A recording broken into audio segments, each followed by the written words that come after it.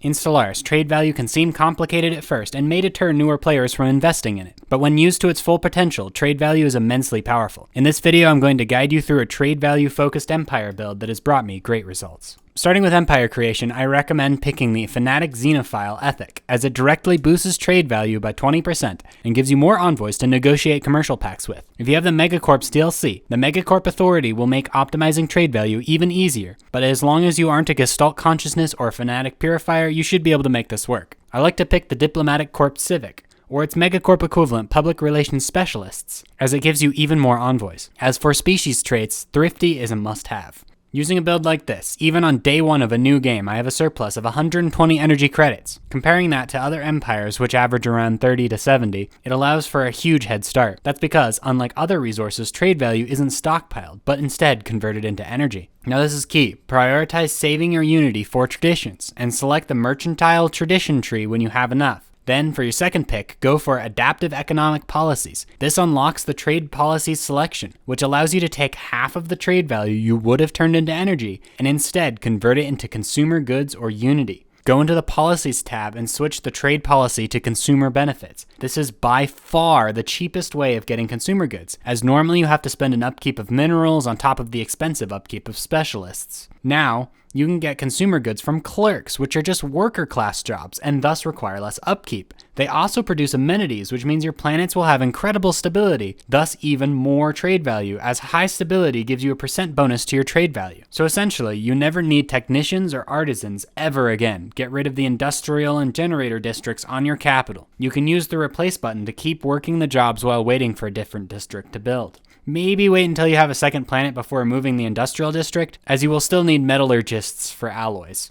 Don't worry about mineral or food production, just use the market to buy them. With the fully finished mercantile tree, and as the leader of the galactic market, the small tax you pay is a lot cheaper than dedicating a couple planets to producing them yourself. When I colonize a new planet, I like to decide right away what I want that planet to produce. It's more effective for a planet to be specialized to only produce one individual product than a little bit of everything. As soon as the colonization phase ends, I like to set the planet designation right away, so it's easier to keep track of my plans for that planet. You will lose out on a small stability bonus for low population colonies, but the easier organization is worth it to me. In this empire build, there are only really 3 types of planets to have: unification centers, urban worlds, and forge worlds. Maybe a refinery world or two if you don't have enough strategic resources from space mining. On unification centers, you want to prioritize building administrative offices or their equivalent temples. Unification centers will provide you with unity, and if you are Megacorp, even more trade value. This will help you get your traditions faster.